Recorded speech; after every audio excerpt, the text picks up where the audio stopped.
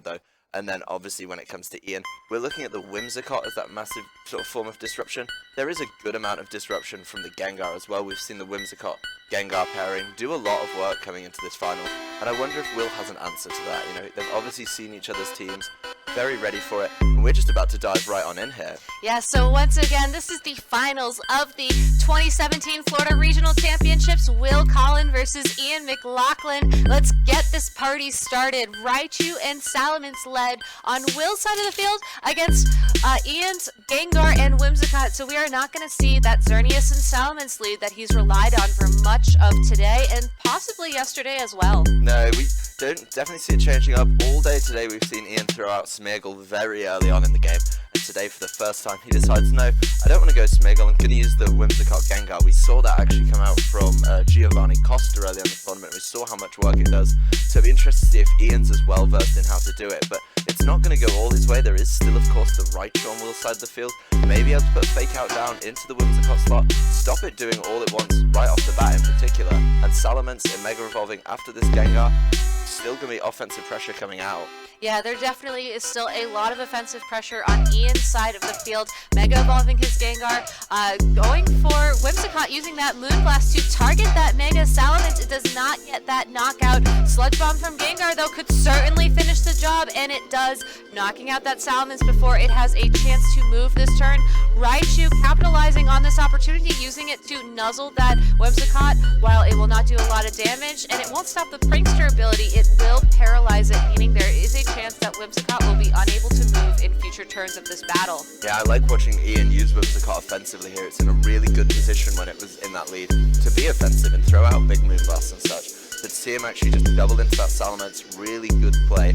Very brave play though by Ian. I mean, when we see Salamence hit the field, most of the time we see the player will protect the Salamence to turn it Mega Evolve, so it does get to benefit from that speed the next turn.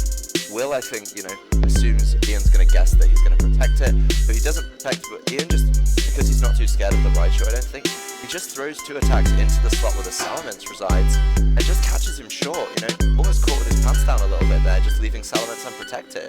Yes, and we do see the Kyogre take the field in that Salamence's place.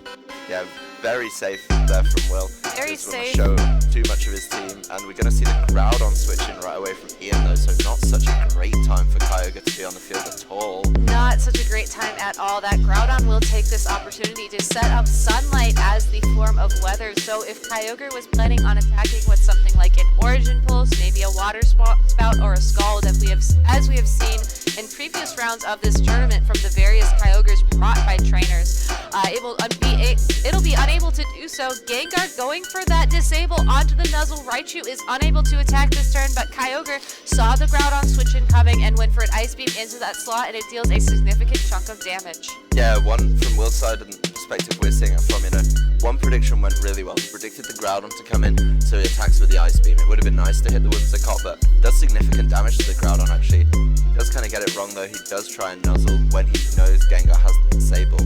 We see Raichu just start the turn with Feint though. Feint and Gengar going for a second disable, this time into Kyogre's Ice Beam, allowing Groudon to essentially get a substitute up for free, you know, without Ice Beam and potentially without any other attacks that can attack with the Sunlight up. I think that Kyogre is stranded. Yeah, this is a different way to play it. We saw it yesterday a little bit. We're just using it to control the weather, you know, obviously using the Shadow Tag to keep the weather, but he's keeping Kyogre in, and Kyogre is now unable to attack unless it's got something, potentially a Thunder it may be able to throw towards Gengar. It's likely just going to have two water attacks, protect an Ice Beam. Now with the Ice Beam disabled, it's just not going to be able to do anything at all. No, so it protects, trying to stall out the remainder of that disable. Raichu going for the Feint into Groudon. It looks like Gengar used Sludge Bomb to attack that Kyogre. Groudon going for a massive Precipice Blades, knocking out that Raichu.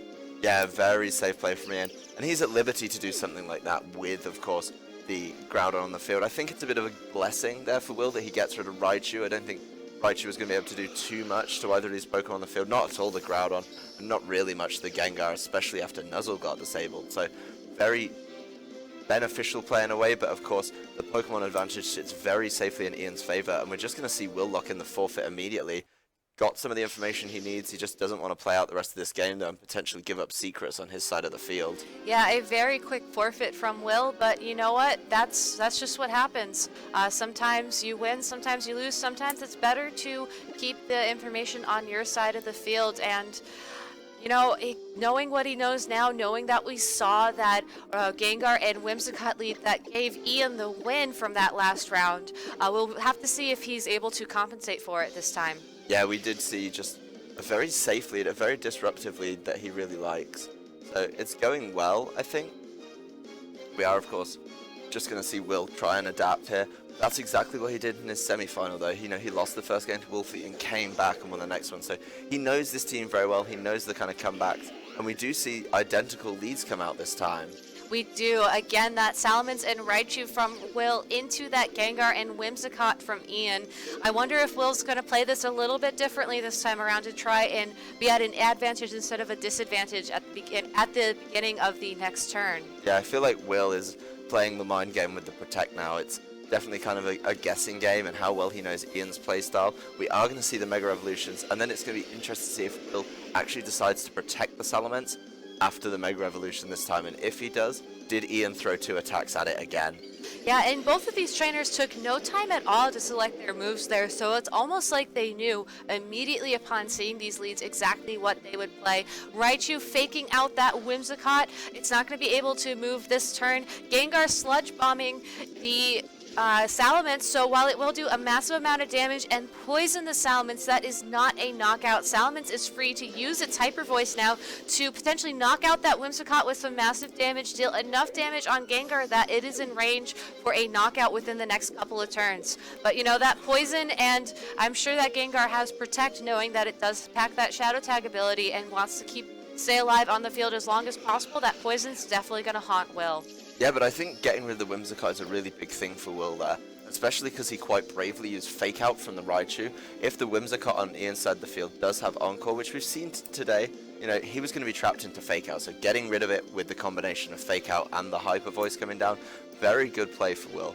Obviously getting the Salamence poisoned isn't ideal, but with the fact Ian brought in the Salamence, it might be okay for him to lose the Salamence now.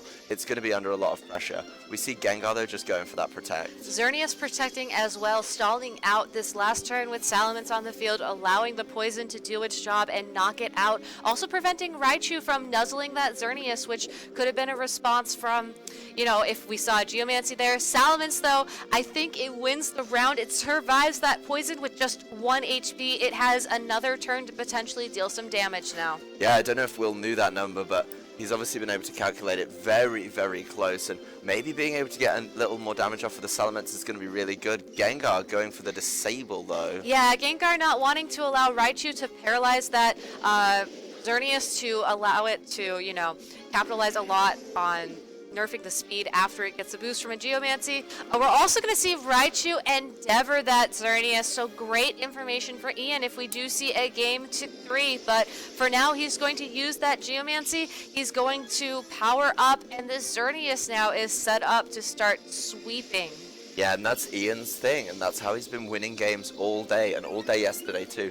Once he gets his Xerneas into a winning position, he just plays with it so smartly. I mean, neither of the Pokemon on the field right now, obviously something's going to come in for Salamence while that poison ticks down, are going to be able to take it out, but he just knows that he can win games with Xerneas, and his team supports the Xerneas very, very well.